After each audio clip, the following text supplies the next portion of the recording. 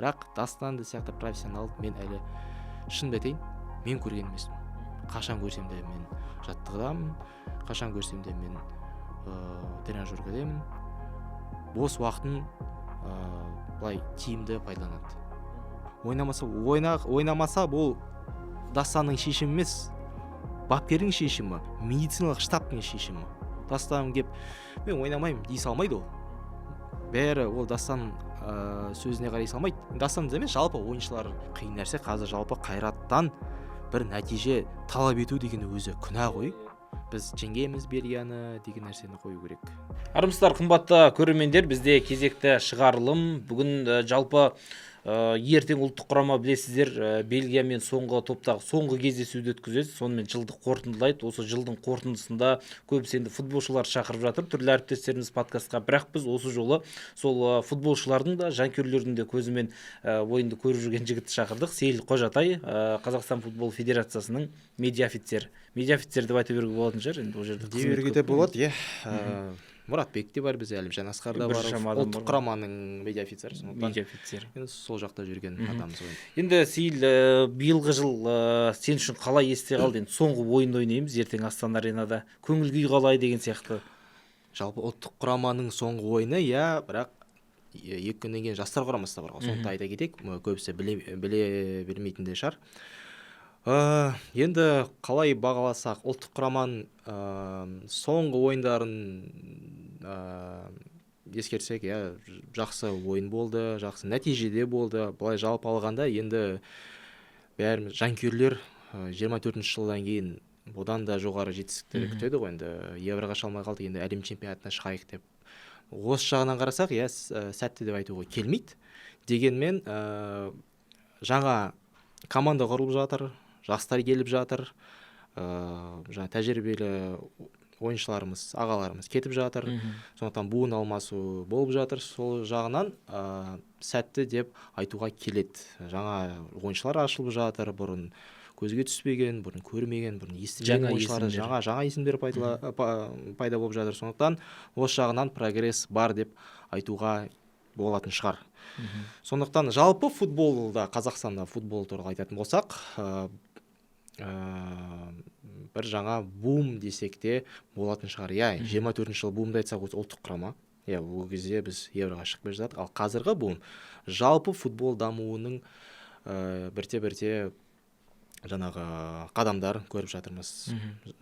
Футбол клубтар жекелендіруге өтіп жатыр. Жалпы инвестициялар келіп жатыр, жаңадан жобалар басталып жатыр деген. Сол жағынан алсақ, 25 жыл сәтсіз деп айтуға келмейді. Қайрат енді жалпы алғанда, Қайрат футбол клубында, клубтық деңгейде де топ жарып жатыр. Реал Мадрид деген командалар келіп жатыр, Интермен ойнап жатыр. Жаңа есімдер пайда болып жатыр. Осы жағына алғанда, жалпы Қазақстан 25 жыл Қазақстан футболда мен үшін сәтті болды. Енді кейбірлер, мысалы, енді футзалды айтсақ, сәл ұлттық құраманы алсақ сәтсіз болып жатыр. Футзалдан былай сәтті болды деп айта алмаймыз, Евроға шалмай. Бірақ дегенмен футболда жалпы осы жылы өте үлкен прогресс болды. Енді осыдан ары қарай одан асып прогресстер, жаңадан жеңістер, жетістіктер болады деп сенемін. Енді осы орайда футзал деп қалдым ғой, жаңағы сол футзалға оралайықшы, футболды айта жатырмыз. Жақында бапкер кетті. Какамен өзің мен білемін, бір жақсы қарым-қатынаста болдың енді осы уақытқа дейін, кәдімгідей жақсы араласып жүрдіңдер. Бір қимастық болды ма өзімен? Қимастық әрине болды. Жалпы ол тек бапкер ретінде емес, адамгершілігі өте жоғары кісі. Кәдімгі қарапайым. Мен енді бас бапкер, қанша жетістіктері бар, оған қарамастан, ол былай адамгершілігі өте мол адам. Сол жағынан кішігірім қимастық болды. Бірақ енді ол футбол, енді спорт болғаннан кейін бәрі де өзін солай болу керек. Бапкерлер алмасып жатады. Жаңадан ол эра өтті. Соны біз енді мойындауымыз керек. 10 жылдан бері дүркіреп келдік. 7 жыл бойы Кака бапкер біраз нәрсе істеді біздің футзалға. Сондықтан әрине сол бұрынғы өткен шақты еске түсіп, сол қимастық болады. Магомед Адиевпен де сондай болды ғой. Сен енді екі дәуірде де жұмыс жасадың ғой, сен футболда да Магомед Адиевпен, сосын футзалда Кака.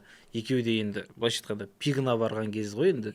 Сол кезеңде жұмыс істеп қалдың. Шүкір, мәз былай есте қалған біраз нәрселер бар. Сондықтан өте керемет сәттер де болды. Әсіресе Кака бапкермен. Мен Литвада әлем чемпионатына барған жоқпын, әріптесім барды.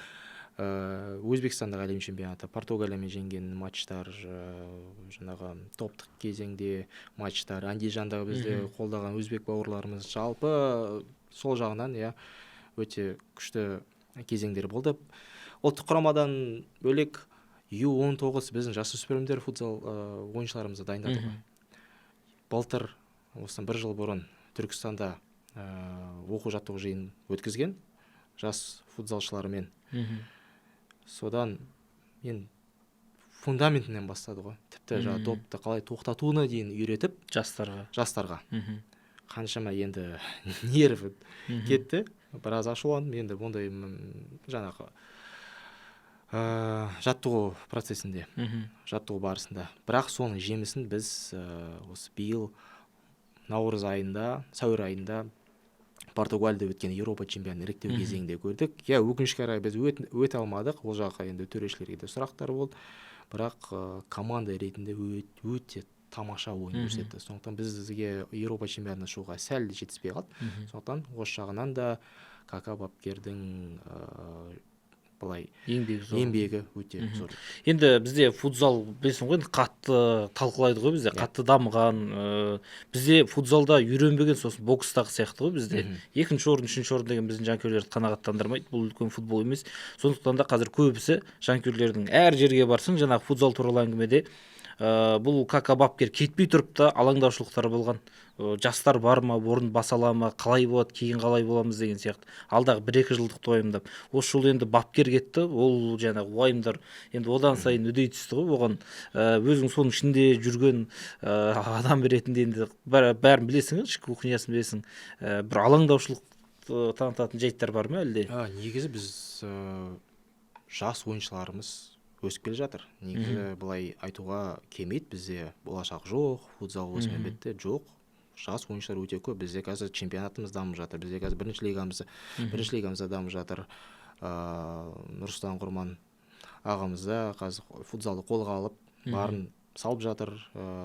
Жалпы көп дегенде сосын жаңағы жасөспірімдер арасында чемпионат, U17, U15, U13 арасындағы чемпионаттың деңгейін көтеру керек. Сол мәселелер талқыланып жатыр, және де бұл мәселе шешіліп де жатыр.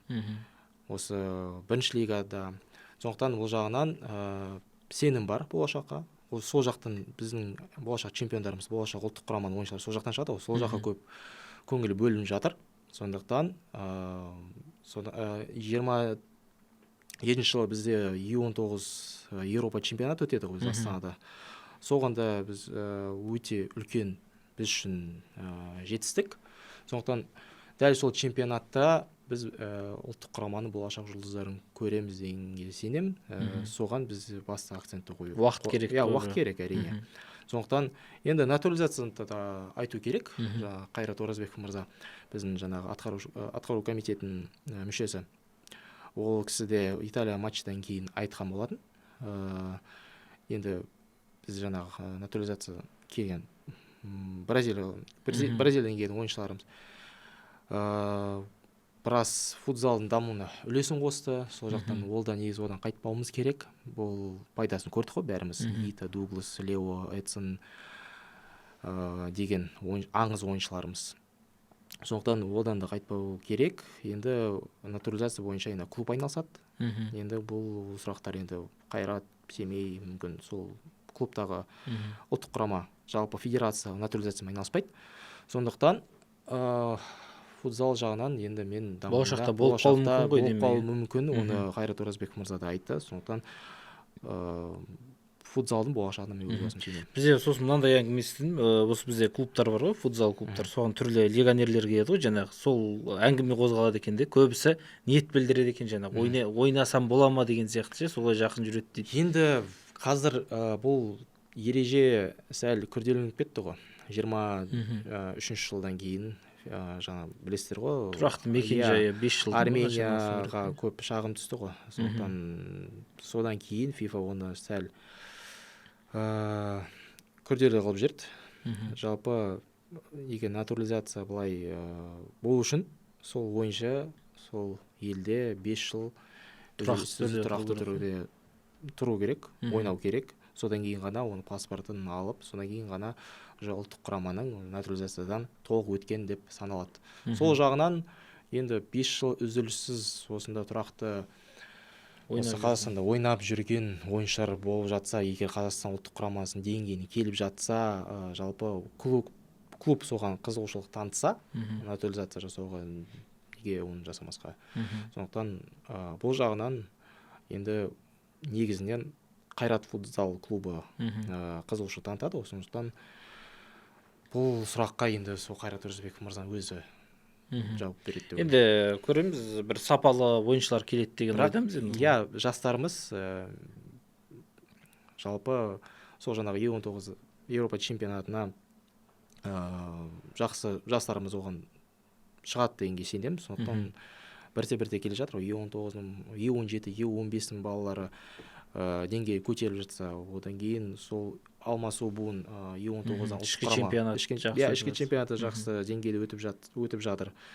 Бірте-бірте ұлттық құраманың ойыншылары, болашақ ойыншылары шығады деген. Демек, бір қатты бір қауіп жоқ дейсің ғой, бір қорқатындай, бір футзалдан күдіктенетіндей. Жоқ, мен өз басым ондайға сенбеймін. Жақсы, енді футболға оралайық. Бір сұрағым келіп жүрген, көбісі жаңағы медиа офицерлермен сөйлесесің ғой, сол кезде командамен бірге жаңағы жеңсе қуанып, жеңілсе бірге настроениесі түсіп кетеді екен. Осы ұлттық құрамада бір минималды жеңілістер болады ғой, бір сырт алаңда да болды, өз алаңымызда да жеңіліп жатты. Сондай кезде қалай әсер етеді? Мысалы, сен өзіңе мысалға медиа офицерлерге қалай әсер етеді ондай сәттер? Негізі бірінші кезеңде ұлттық құрамаға жанкүйеріміз, енді өзіміз ұлттық құрамамыз ойнап жатса жанашыр боламыз ғой бәріміз, бірақ бірінші орынға профессионализм қою керек, эмоцияны сәл ұмыту керек, өйткені ол жақта уақыт болмайды уайымдауға, жылауға, қуануға. Өйткені қаншама әсіресе матчтан кейін жұмыс көп болады. Сондықтан уайым, егер жеңіліс болғанда, жеңіп жатқанда қуаныш, эмоция дегендерді сәл екінші орын қоямыз. Өйткені біздің жаңағы жұмыстарды аяқтауымыз керек. Ойыннан кейін флеш интервью деген бар, баспасөз мәслихаты бар. Жалпы жаңа посттары болсын, релиздері болсын, соларды бірінші уақытылы бәрін істеп болғаннан кейін, содан кейін былай талдауға да болады, қалай болды, уайымдауға да, жеңілсе қуануға да болады. Бірақ мен сол кезде сондай матчтарда, үлкен матчтарда біздің жанкүйерлерге сәл не істеймін да, былай күшті да негізі жанкүйерлерге. Сен келесің, былай келесің, эмоцияң шығарасың, гол салып жатса, жеңіп жатса қуанасың, жеңіс боқтайсың, эмоцияң шығарасың. Сен келесің, футболға рахаттанасың, эмоцияң шығарасың, болды, сен матчтан кейін демалып қайтасың. Мен бұлай матч көрмегелі ұлттық құраманың матчы есімде жоқ соңғы рет қашан кейін. 2015 жылы ма, сол кезде шығар, Қазақстан Түркия матчына барғам, 2015 жылы Алматыда болды, 0-1 жеңіліп қалды. Сол кезде Арда Тұранбай, Чалханұлы ма, соңғы минутта салып кеткен болатын. Сол кезде ғана мен ұлттық құраманың толықтай барып, жанкүйер болып бардым. Одан кейін енді журналистикада уже аккредитация алып жұмысқа барасың, жұмыс істейсің. Ол жақта да кішкене эмоцияға уақыт бола бермейсің. Бірінші кезеңде жұмысты ойлайсың да. Тіпті 3-2 Данияны жеңген кезде мен мысалы тағы берген голын көре алмадым. Айымбетовтің де голын көрмедім. Флеш-кордан келеді, уведомление қараймын, тағы бір гол дейді, оқ дейсің, стадион шулап жатыр. Трибунаның астында жүрсің. Сол жақта жүрсің, миың ашып жүреді. Содан кейін Айымбетов салады, 2 минуттан тағы келеді, мынау қате емес па деп. Арасы бір ақ минут па, 2 минут өтті ғой. Содан кейін стадион шулап жатады. Естілмейді ғой төменде. Содан кейін қарайсың, не болды? 3-2 жеңіп жатыр. Ойбай қойшы. Содан кейін флеш интервью сұхбат алдық Тағыбергенден. Жаңа сұхбаты Соның бар. бәрін ұйымдастырасың ғой, жаңағы. Иә, сол сұхбатты да алдым. Жаңа кім Тағыберген айтады. Голын салғанмын жаңағы кім жалпы не деп айтып еді? Әкеме арнайым деді ғой. Сосын жаңа хейтерлерге сәлем айтамын деп айтқан. Содан кейін матч бітіп үйге келгеннен кейін қараймын, Тағыберген қалай гол салды өзі. Сосын барып ертерек біліп алу керек еді сол кезде Тағыбергенге тағы сұрақ қоятын едім, ананы қалай тептің, жалпы қалай сен болдың ба деп қосымша сұрақтар қояды. Негізі бар қандай, мысалға медиа деген қаласың ғой, жаңағы фото қаласың, видео астына жүріп мүлдем ойын көрмейсің ғой. Өткенде біз Қайрат Селтикқа да бардық қой. Сөйтсем ойында мен артынан бүйтіп обзор көресің, көп моменттер болған екен ше, неше түрлі. Ана жанды астында жүріп трибунаның астына кірмей-ақ сен, алаң воротаның артында жүріп сен ештеңе көрмейді екенсің. Ештеңе көрмейсің. Мен сосын үйге келіп көріп отырмын ғой, мен де сен сияқты жаңағы обзор қарасаң, біраз сәттер болған жаңағы. Сол, мысалы, жақында Македония барып келдік. Мен воротаның артында жүрмін. Кейін матчтан былай қарайсың ғой, обзорын қарайсың. Бізде мынандай момент болыпты. Сондай нәрсе ғой. Сол моменттер, бізде мына жерге гол салатын момент болыпты ғой деп. Повторды көресің, қайталауды көресің да, содан кейін былай. Енді трибунадан көрген бөлек, жалпы жұмыс барысында көрмейсің де ғой былай. Бір көзің былай көріп қаласың, бір көзің телефонда былай жүресің. Сондықтан біздің жанкүйерлерге қызығам бар ғой. Менде сөйтіп барып отырып көргім келеді. Бірақ сен байқадым, ана КПЛ-дің бір матчтарына келдің де, сен Астана Аренада, мен астыға түсем дедім, кетіп қалдың да. Мен ана кім Айдана Рахымберлина бар, ол да сөйтеді де. Ол болмайды сияқты негізі, сол әбден солай қанына сіңіп алған деген сияқты әңгіме ғой. Отыра алмайды, мүлдем отыра алмайды. Астыға барам деп ше, енді ворота жаққа солай кетіп қалып жатыр. Сен де бір рет байқадың, сен Астана Аренаға келдің де. Жоқ, мен воротаның артына кеткен жоқпын, жалпы конференцияға кеттім. Енді матч бітіп алған кезде төменге түсесің. Жалпы сол КПЛ-дің матчтарында матч қарап, сол кезде барам ғой матч қарап. Сол кезде Астана Ақтөбеге бардым. Содан сол КПЛ матчтарында барып матч көресің. Жалпы ұлттық құраманың жастар құрамасы болсын, ұлттық құрама болсын, футзал құрамасы болсын, матч көруге уақыт болмайды енді. Жалпы енді бұл әр команданың, жалпы медиа офицердің, СММ маманның болсын, фотограф болсын, бәрі жұмыс сондай. Сен матч көрмейсің, сен ол жақта жұмыс істейсің. Сен матч көру үшін сен ол жақта жұмыс істеуің керексің. Бірінші міндетің. Матч көретін жанкүйерлер бар. Плюсы да, минусы да сол дейсің. Иә, енді минус деп айтуға болмайды, енді ерекшелігі шығар. Бұл мысалы андай мықты матчтар болады ғой. Сол жаңағы Данияны айтайық, сол Македония айтайық. Былай матчта сен 90 минут бойы рахаттанып көрмейсің. Сен 90 минуттың көресің максимум 10-15 минут. Қалған бәрі, сен былай жүресің, телефонда болады, ноутбукта болады, былай жүгіріп жүресің. Сосын бір жаңағы түрлі енді жұлдыздарды көресің ғой, енді түрлі әлем мықтылармен өтесің. Сол фотоға түсуге болмайды ма? Сондай фотоға түсуге болмайды негізі. Болмайды, УЕФА делегат болады. Делегат ондайға жаңағы қызыл немен жүрсең де бәрібір. Қызыл аймақ деген бар, красный зона. Ол жақта жалпы футболистермен, төрешілермен былай суретке түсіп, ондай аймақ емес, ол жақта жұмыс істейтін жер. Енді матч біткеннен кейін делегат бәрін қарай тексереді, болды, бәрі жақсы өтті, тамаша өтті, болды, кетіп қалады.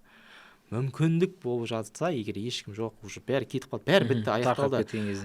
Футболшыларда кейбіреулер жаңағы душқа түседі, уақыт болады, қарасың, 1 сағат болады, оған дейін делегат бәрі уже протоколын толтырып, бәрі жақсы өтті деп болды.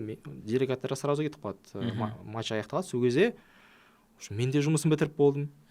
Сол кезде ғана бір мүмкіндік болып жатса, егер футболистер сол жақта қалып жатса, кешім шығып жатса, мысалы өткенде Бельгияның ойында ұялдым, енді әрине ондай жаңағы нәтижеде оңбай жеңілдік қой енді. Содан кейін бәрі бітті, бәрі кетіп қалды. Де Брюйне неге қалды? Жаңағы допинг контрольге. Содан кейін кетіп бара жатқан кезде Де Брюйне кетіп барады. Жалғыз өзі қалған. Сосын жаңағы өзінің секьюрити офицері бар. Енді жарайды деп Де Брюйнені қашан көресің енді деп. Ал осындай бір қатты бір жұлдыз болды енді, бір мега жұлдыз өзің бір өкініп қалған сәттер болды ма? Бір жанынан сөйлесіп көріп тұрсың да, бірақ суретке түсуге болмайды, жаңағы бір әттеген Мбаппе. ай деп қойған.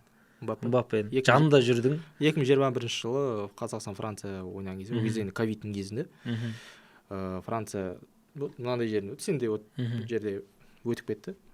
Камераны бітті, бір білдіртпей қосқан. Камера көріп қалды. Аха. Деді да бүйтіп қолын сілтеді.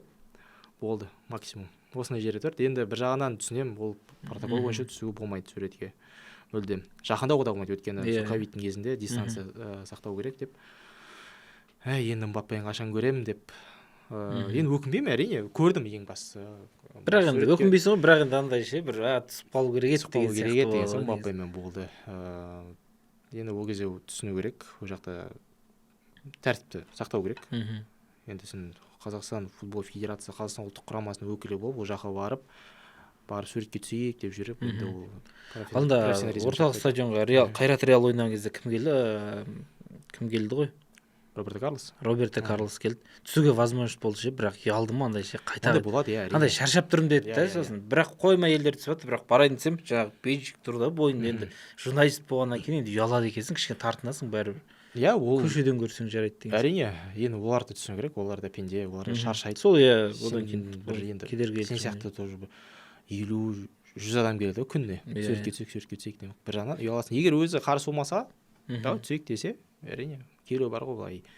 Иә, Журналистер емес, жалпы болады. сондай енді оларды түсінесің, эмоция енді тасып барады, көресің, суретке түсейік деп барсаң, олар әрине ұната бермейді, біздің футболистер ұната бермейді. Сатпаевқа қазір Сатпаев суретке түсейік деген, ол да енді түсінеді, олар да балалар ғой деп, бірақ олар да шаршап кетеді.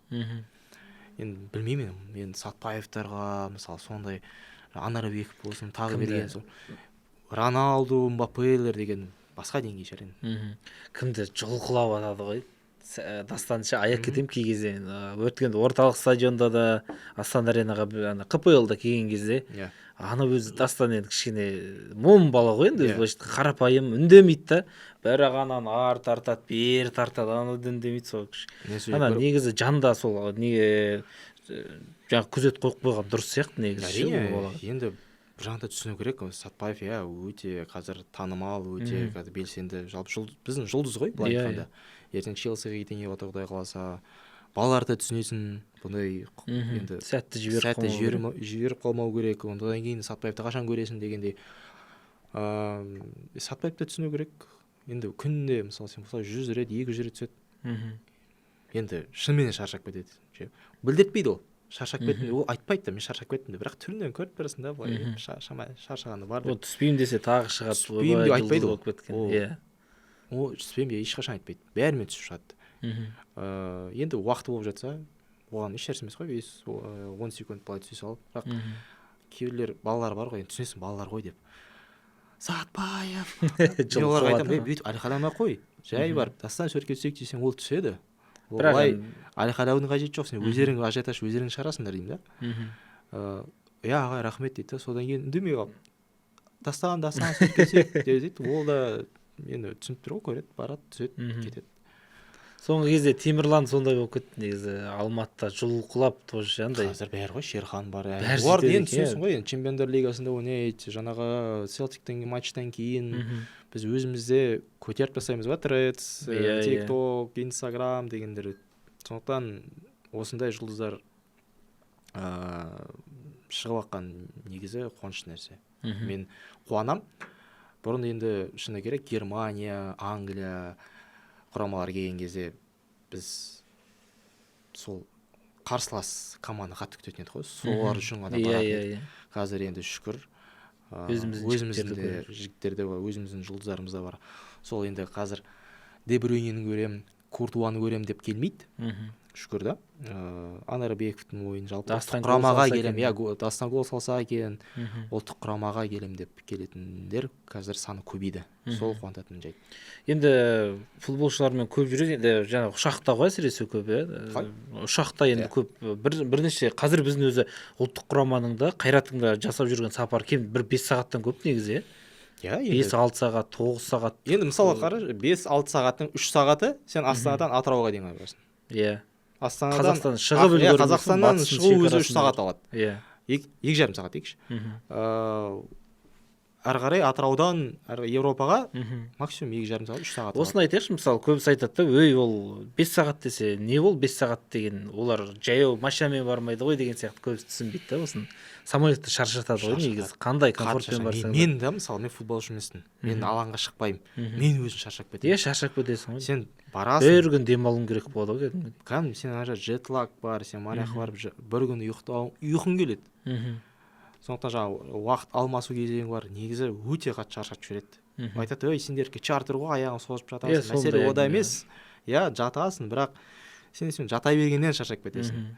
Сен 5 сағат бойы бір жерде отырасың, 5 сағат бойы сен аспанда жүресің, соның өзі шаршатады. Жаңағы климат ауысады, уақыт ауысады, өте қатты шаршатады.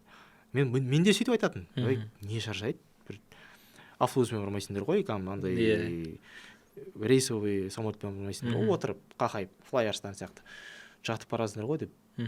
Мен де жатып барамын. Кәдімгідей шаршайды екенсің. Кәдімгі мақұл, бірінші рет ұшып жатсаң қатты шаршамайтын шығарсың, эмоциямен жүріп, 2 ұшасың, 3 ұшасың, болды, ары қарай өзіне шаршап кетесің. Ал футболшылар ойлашы, олар біз мақұл ғой, ұлттық құрама матчтардың кезінде олар рейтинг апта сайын ұшады. Сен Алматыдан Ақтөбеге ұшасың, ол жақтан мында ұшасың, анда ұшасың. Шаршайсың ғой, шынымен шаршап кетесің. Өткенде қайта Қайраттың ойнына барып жүрдік қой. Самолетқа отырғым келмейді ғой, өткенде таксимен бардым. Әбжан Асқар бауырымыз айтады ғой, Алматыдан такси қылып жүрген ғой, самолетте күнде ұшып барып келеді. Сондықтан самолет деген әсіресе сен 5-6 сағат ұшатын жерге шаршайсың. Арасында сенде 3 күн болады. Біз қазір Бельгиямен ойнаймыз, 15-і. Келесі Фарер ауылдарымен 3 күн. Сен барасың, 3 күнде сен ойнадың ғой сен. Ойнаған кезде жаңағы қалыпқа келу процесі бар. Сен ойыннан кейін қалыпқа келу деген оңай нәрсе емес. Соны үлгеруің керексің. Сен Хорватияға дейін 5-6 сағат болды. Мысалы еуропалықтарға жеңіл. Сен Уэльстен, салғы деймін да, Уэльстен келесі матч Македония болса, сен арасы бір 2 сағат максимум. Кейде автобуспен бара салатын да жерлер бар ғой. Иә, арасы енді бір автобуспен бара бермейді. Арасы 2 сағат, 3 сағат максимум. 3 сағатқа дейін бола бермейді. 2,5 сағат, кейбіреулер 1,5 сағат. Ол жаққа уақыт алмаспайды, климат ауыспайды. Оларға бізге енді қиналады. Олар бізге енді бір рет келеді ғой. Өткенде Реал ұшып келді ғой, біраз енді шаршаған шығар андай. Реал енді тарихында бірінші рет шығар. Бірінші рет осындай 13 километр туда обратно дейтін сұмдық қой. Енді сондықтан біз қиналатын сол, біз дейтін әр матчымыз сыртқа кетеміз. Әр матчымыз біз енді Әзербайжан түссе қуанамыз ғой, ондай алыс көршілес 2 сағат 3 сағат ұшасын болды.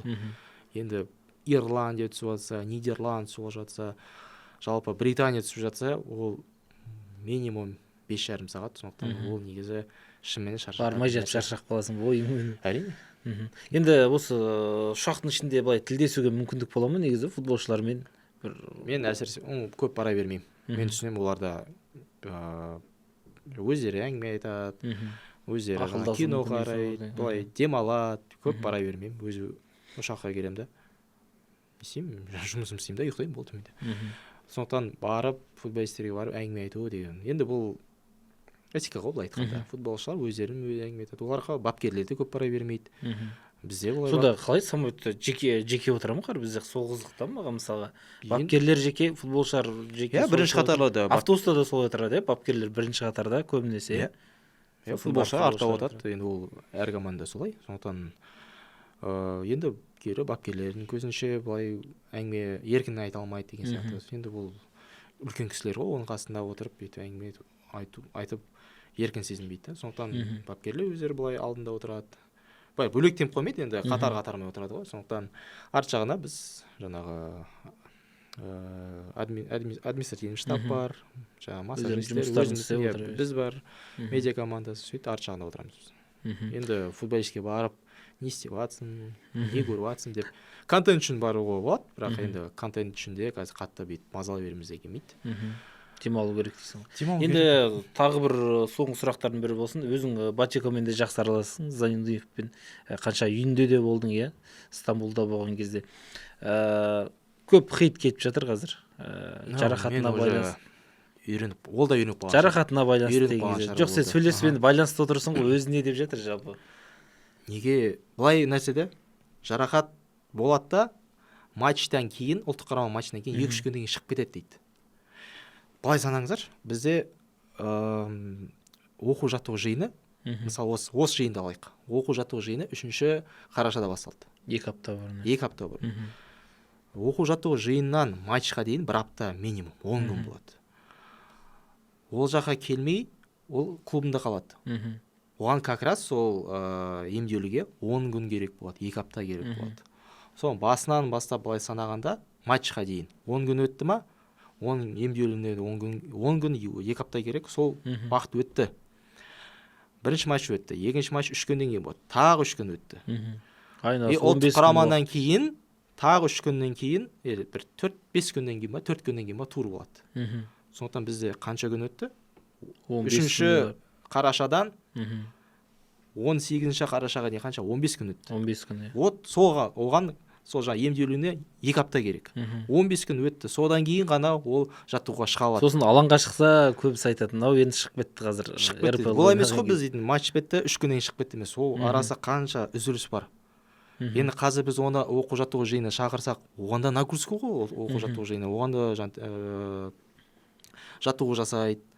Онда есептеу керек та. Қазір оған нагрузка беруге болмайды дейді. Оған бір 10 күн ешқандай жаттығу жасау болмайды.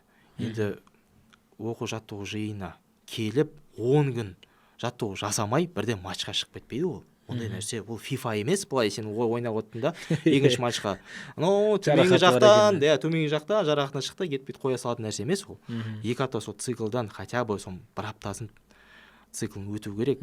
Жігіттермен оқу жаттығу жиыны қатысып, жаттығу жасау керек, бір-бірін түсіну керек. Содан кейін ғана сен алаңға шығуға дайын ба, дайын емес пе? Содан кейін ментальды түрде, физикалық тұрғыда қаншалықты дайын. Содан кейін ғана сен алаңға шығарасың. Бұндай емес ол. Келді, 2 апта мақұл, бізбен жүрсін, тренировка жасамасын. Бірақ матчқа келгенде бүйтіп шығара саламыз деген нәрсе емес. Соны көбісі сөйтіп түсінеді. Қазір енді Сатпаевқа ұқсайды кетіп жатыр ғой. Иә, Сатпаевқа шықты. Енді ойлаңыздар, 17-дегі бала сезонда ойнайды, Чемпиондар лигасында ойнайды. Қашан? Суперкубок қашан болды? Ақпан айынан бастап қарашаға дейін үзіліссіз 90 минут бойы, арасына мақұл жаңағы заменге шығып кететін шығар, 90 минут бойы үзіліссіз Чемпиондар лигасы бар, ұлттық құрама бар, жастар құрамасынан шықты. Кубок бар, суперкубок бар, бәрін ойнап шықты ғой. Енді әрине бізде енді газондарымызды айтуымыз керек. Бір жақта искусственный болады, бір жақта шөп болады табиғи. Оның алмасуы бар. Сен анаяққа ұшасың, келесің. Соның бәрі 17 жастағы балаға қалай қайта осы рахмет айту керек. Қайта рахмет айтыңыздар, осындай бізде ойыншымыз бар. Айырып қалмайықшы, өзіміз ортамыз ғой осында. Ойбай, қашыда өмірі осындай оқып қалады. Әйтпесе араттар сынқап жатыр қазір. Үлкен сақа ойыншылар ғой. Бізге мына бір қолдауының орнында мынандай жоқ бізде. Ұлттық құрама келмеу, ұлттық құрама жібермейді деген нәрсе, ол FIFA-ның регламенті бойынша олар жіберуге міндетті. Қандай матч болмасын, FIFA терезесі бар ма, болды. Регламент бойынша олар жіберу керек, шақыртса. Бірақ өзің осы жұмыс істеп жүрген аралықта андай бір келгісі келмей ондай жоқ қой. Ондай жоқ, мен Дастан ойна алмай қалған кезде, жарақаты бар кезде көңілі күйісіп кетеді. Өткенде де келіп кетті ғой, келді командаға. Иә, өткені Қайрат командасы жалпы регламент бойынша солай. Жіберу керек. Хат жібереді. Егер талап етсе, келсін бізге, біз қарайық деген сияқты. Қарайды, иә, бәрі дұрыс, болды. Документ бар. Бізде қарадық. Ямаль сөйтіп шулатып жатыр екен ғой қазір. Қалай? Тоже жаңағыдай сборға бармай қойған ғой. Мадридке бару керек екен де, бірақ Барселона айтқан, ода травма деген. Олар айтқан бізге келсін, тексерістен өтсін десе өтпей қойған. Ол сенбегенде емес, енді ұлттық құраманың жалпы ойыншылар қаншалықты дайын емес екені ұлттық құраманың медициналық штабы жауап береді. Қайрат сөйтіп айтты деп соңғы сөз солар айтады ғой. Соңғы сөзі сен ұлттық құраманың медициналық штабы олар айтады ғой, сендер не қылып жүрсіңдер ода? Сендер өздерің тексеріңдер деп. Бірақ енді ол жерде қанша ойнағың келіп тұрса да, жарақат болса, солар. Енді бапкерде, жалпы федерацияда жау емес қой. Жарақаты бола тұра, жоқ, ойнасын бізге керек деп. Ертең оның баладан айырылып қаламыз ғой. Бізде жау емес, біз көріп тұрмыз. Одан да емделген дұрыс сол уақытта. Әрине, мақұл, ондай болып тұрады. Ол да пенде, ол да ойыншы. Біз соң қолдауының орнына келеміз. Ойбай, Сатпаев келгісі келмейді, шақырмай қойыңдар. Сатпаев сияқты кеше Асхат Тағыберген сұхбатында айтып жатыр, Сатпаев сияқты профессионалды көрмедім деп. Мен де көрмедім. Мен де мысалы маған бір керек болып қалады, бір жаңағы жалпы контенті болсын, жаңағы футболға қол қою керек, сол кезде сұраймын. Дастан қайдасың? Дастан, мен төменге түсіп кетесің ба жазған кезде? Всегда болбай. Қашан сұрамасам да. Мен тренажерге дедім. Қазір 5 минуттан кейін түсемін. Қашан сұрасам тренажерге дедім. Демалмай ма деп. Негізі обедтен кейін бос уақыт болады. Демалады, кейбіреулер ұйықтайды, кейбіреулер былай басқаша уақыт өткізеді. Сатпаевты қашан сұрасам да. Мен тренажерге дедім, қазір бір 5-10 минуттан кейін түсемін дейді. Мен сұраймын, Дастан, сен демалмайсың ба? Жұрттар мынандай кезде демалады ғой деп. Мен осылай демаламын дейді. Енді бұның өзінде мысалы, енді мен білмеймін, бапкер емеспін, мен ол жағынан айта алмаймын, бірақ көп нагрузка беруде соны әсері шығар деймін. Жаңағы қалыпқа келтіру, восстановление дейміз ғой. Ол да маңызды ғой негізі. Енді бапкерлерде бәрін көріп отырады ғой, ол тренажер жүргенін, демек оған рұқсат берген. Я, барай бер, болады деп. Егер оған енді жаңағы жарақаты бола тұра, оған жаңағы дене даярлығы бапкері оған айтады, саған болмайды, бүгін тренажерге барма деп. Бірақ Дастанды сияқты профессионалды мен әлі шын айтайын, мен көрген емеспін. Қашан көрсем де мен жаттығыдамын, қашан көрсем де мен тренажердемін. Бос уақытын былай тиімді пайдаланады. Сондықтан өтініш, мен жалпы сбор сайын өтініш айта беремін. Өткенде бақаға тиіспеңдер деп. Енді ошол Дастанға қатты тиіспеңіздерші, өтініш ондай сияқты профессионал бізде аз ғой былай айтқанда ше. Жоқ деп айта берейікші енді. Футболшылар бәрі профессионал. Мен бәрі тек қана Сатпаев профессионал деп жоқпын.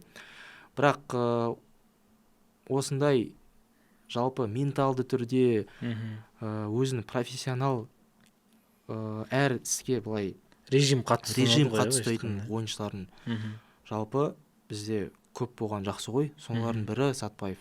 Сондықтан комментарийде хейт етуді қойайықшы. Ойнамаса болды, ойнағысы келмейді. Ойнамаса бұл Дастанның шешімі емес, бапкердің шешімі, медициналық штабтың шешімі. Дастан кеп, мен ойнамаймын дей салмайды ол. Бәрі ол Дастанның сөзіне қарай салмайды. Дастанды емес, жалпы ойыншылардан сұрайды. Жағдайың қалай деп, қалай сезініп тұрсың өзін. Жақсы, мен дайынмын десе, болды шығарады. Оған сөзіне айтасы, былай не себемейді, сүйене бермейді. Қағазы қарайды. Тексереді, медициналық түрі бәрі дұрыс па, показательдер, датчиктері бар ғой. Соған показательдер жақсы ма, көрсеткіші болды, дайын. Кейбіреулер бар ғой, даже нашар болып тұрса да, мен дайын дей салады. Жоқ, мына жақта біз көріп тұрмыз. Сен нашар жағдайың қазір келмейді, денсаулығың. Қазір сен жарақат алып қалатын риск бар дейді.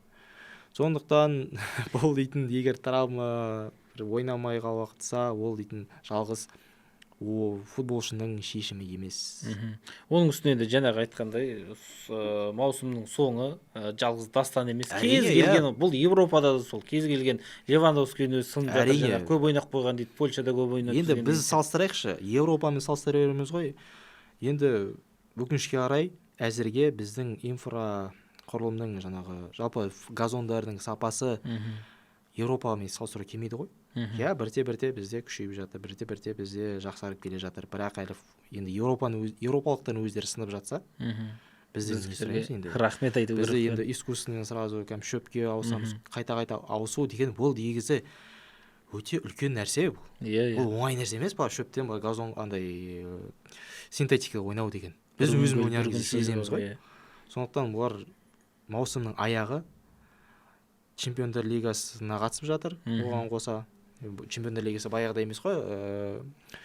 Ойын саны көп. Иә, ойын саны көп. 8-9 матч өз алаңда, 3 матч сырт алаңда емес. Қазір 8 матч бар. 8-9 ойын ойнайды. Иә, енді ұшып келуің бар, ұшып баруың бар. Соның бәрін салыстырғанда өте негізі қиын нәрсе. Қазір жалпы Қайраттан бір нәтиже талап ету деген өзі күнә ғой.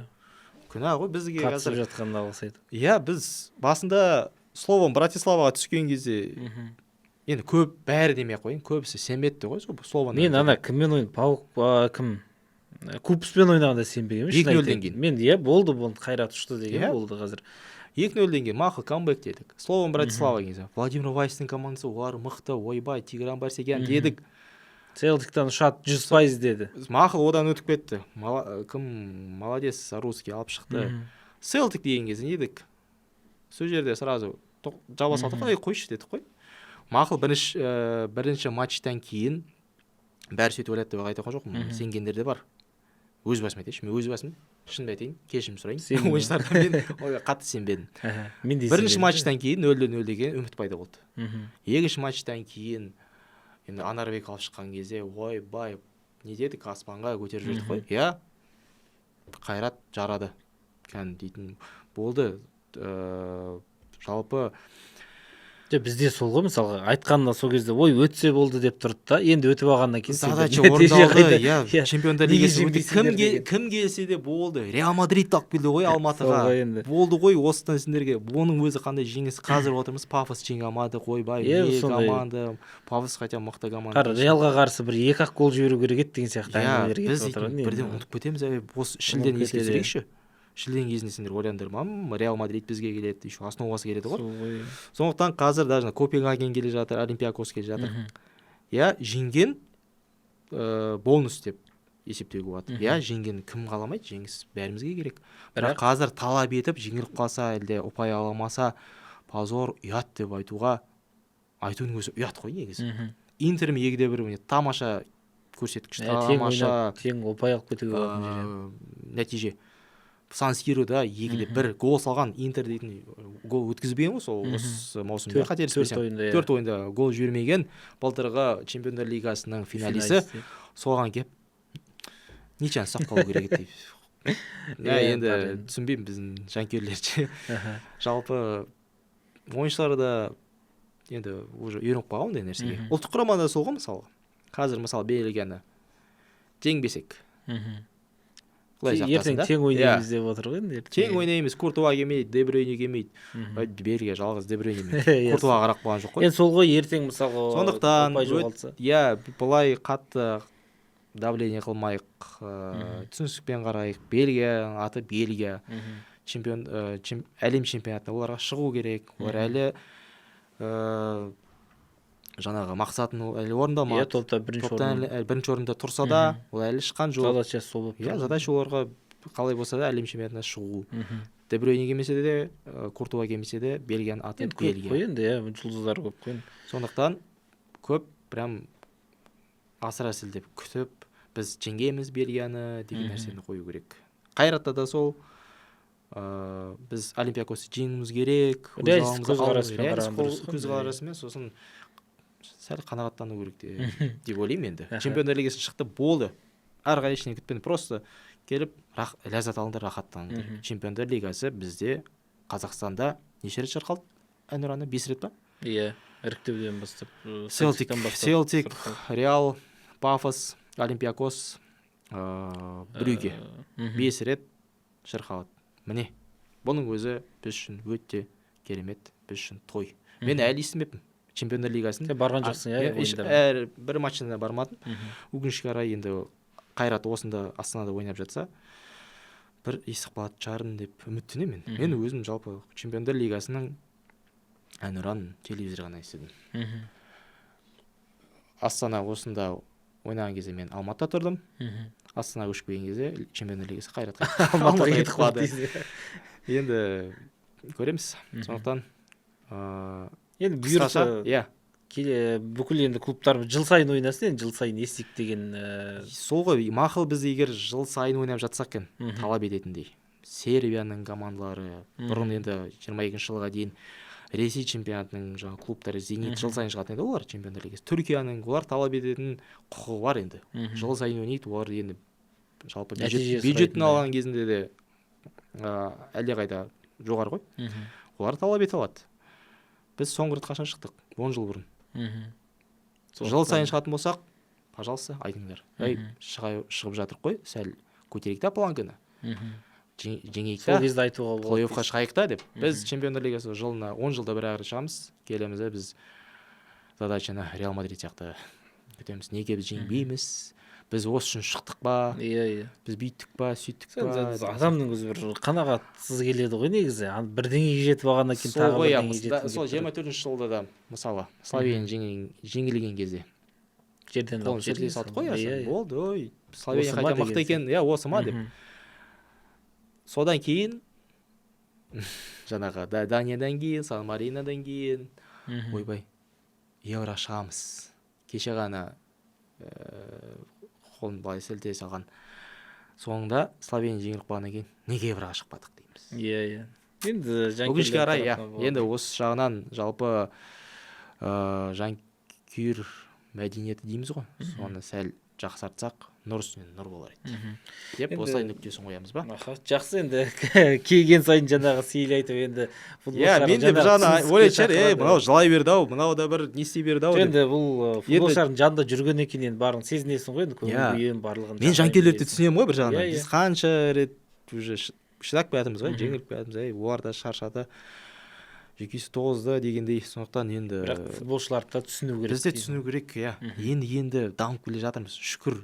Түсінемін, 30 жыл бойы не істедік, анау-мынау деп айта беруге де болады. Енді бірте-бірте келе жатырмыз. Міне уже стадиондар салынып жатыр, оған да шүкір.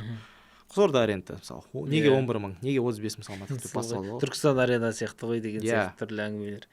Салып алайықшы хотя 11 мыңдан, содан бірте-бірте басталады.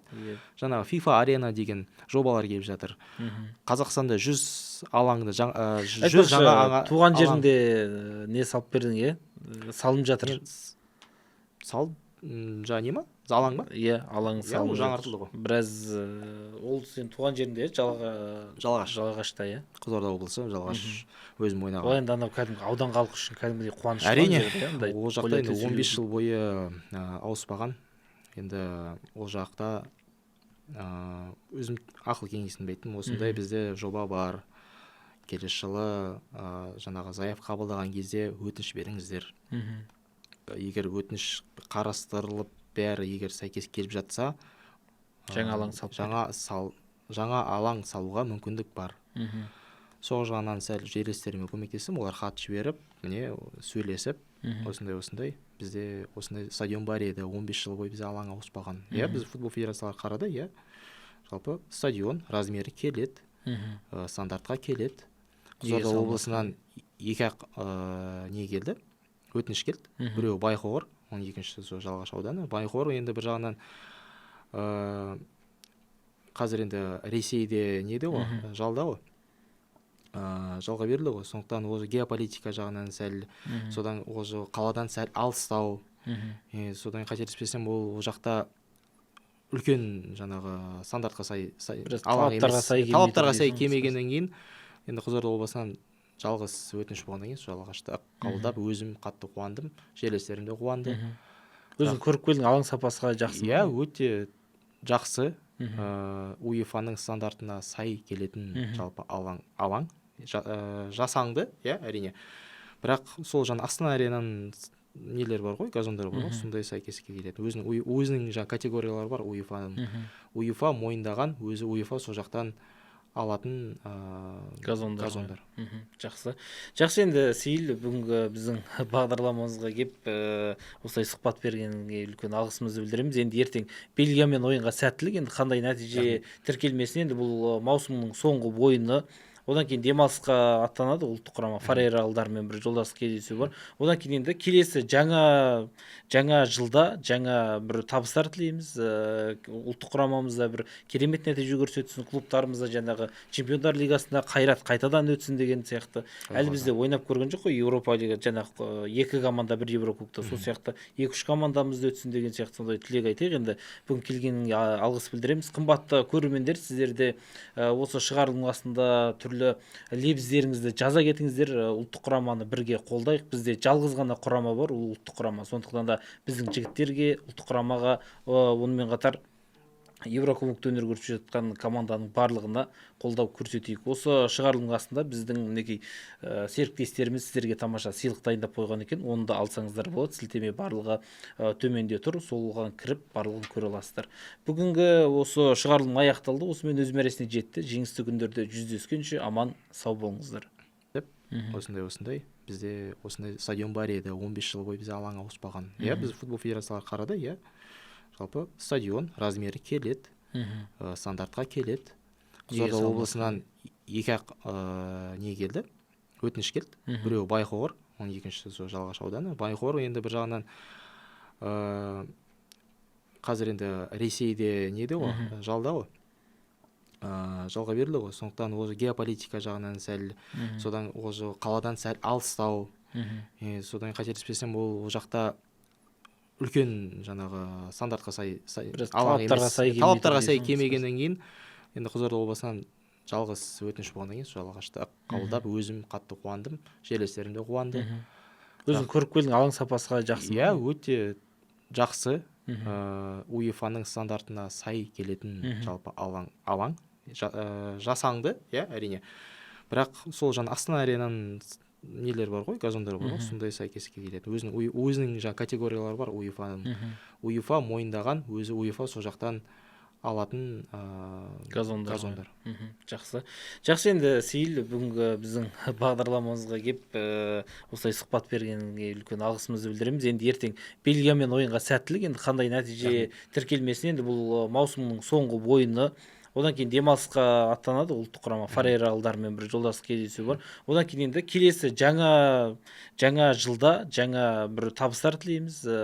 Ұлттық құрамамызда бір керемет нәтиже көрсетсін, клубтарымызда жаңағы Чемпиондар лигасында қайрат қайтадан өтсін деген сияқты. Әлі бізде ойнап көрген жоқ қой, Еуропа лига жаңағы 2 команда бір Еврокубокта, сол сияқты 2-3 командамызды өтсін деген сияқты сондай тілек айтайық. Енді бүгін келгеніңе алғыс білдіреміз. Қымбатты көрермендер, сіздерде осы шығарылымның астында түрлі лебіздеріңізді жаза кетіңіздер. Ұлттық құраманы бірге қолдайық. Бізде жалғыз ғана құрама бар, ол ұлттық құрама. Сондықтан да біздің жігіттерге, ұлттық құрамаға, онымен қатар Еврокубокта өнер көрсетіп жатқан команданың барлығына қолдау көрсетейік. Осы шығарылымның астында біздің мінекей серіктестеріміз сіздерге тамаша сыйлық дайындап қойған екен. Оны да алсаңыздар болады. Сілтеме барлығы төменде тұр. Солған кіріп барлығын көре аласыздар. Бүгінгі осы шығарылым аяқталды. Осымен өз мәресіне жетті. Жеңісті күндерде жүздескенше аман сау болыңыздар.